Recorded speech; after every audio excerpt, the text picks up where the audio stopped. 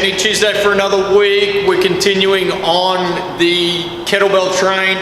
Going to go through some kettlebell Turkish get-ups. Now you don't need to use a kettlebell for this movement. In fact, you could use a dumbbell, you could use a barbell, you can use a sandbag. Shit, I've even seen on YouTube some people using other people to do Turkish get-ups. Not something I would recommend, but let's go through the basics, how to set up, how to do the movement. Really good all over body movement. I'd recommend going back through our last 2 weeks videos, especially the overhead kettlebell walk and the kettlebell windmill, just so you can recap over what a good overhead position is with the kettlebell. The fact that you want the handle of the kettlebell running in more of a false grip so you can keep that nice neutral wrist, so top of the thumb, heel of the hand, and also practicing keeping those lats engaged throughout the whole movement, because you will need that in order to do this particular movement. So, piece of equipment you'll need to do a Turkish get up, one kettlebell or the other items that we just discussed. Starting from the ground, we're getting up, which is why it's called a Turkish get up. So if you're going to actually set up properly for this, the way you would set up is you'd come to the side on the kettlebell, feed the handle of the kettlebell through your hand, get that nice neutral grip that we've spoken about. Then from there, bring the kettlebell nice and close to your chest, roll to your back, and then use both hands to punch that kettlebell up overhead, supporting it with one hand overhead, keeping that nice locked elbow. I'm gonna place my other hand on the ground. I'm gonna straighten out my opposite leg.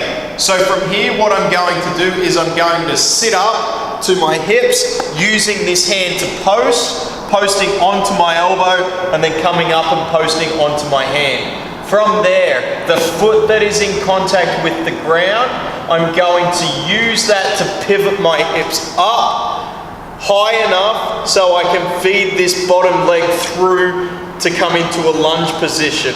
From there, looking up at the kettlebell, coming to that standing position, standing up from that lunge, and then I want to reverse that movement to go back to the ground. So we'll go reverse lunge back, hand to the ground, bring that front leg through, hips back to the ground, to the elbow, then back to the ground from there. Now if I'm using a heavy kettlebell and I'm doing a single rep, I'm going to get both hands on, both feet up, bring it down to my chest, roll back to the side, release, and then go from there. If I'm then going to change over to the other side, I can either move my body or I can move the kettlebell overhead as I change sides. So that's the safe way to do it. I see a lot of people, especially with lighter weight, kind of just moving the kettlebell around themselves. But if you get into that habit, so that when you start to use a heavier weight of more hugging the kettlebell and keeping it nice and close, it'll just keep you safer, it'll keep those joints safer as well, and it'll enable you to get into a better position from the start. So really quick, we'll do it one more time just so you can see, just to recap.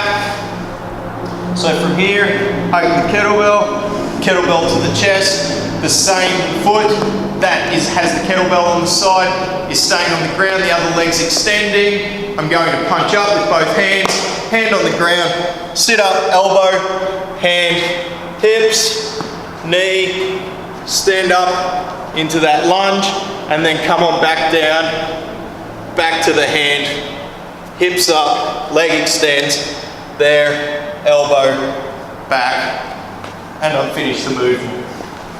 That's a Turkish get up. Really good all over body movement, great for shoulder stability, core strength, and great for coordination as well too. So add that one in, have fun with it, see ya.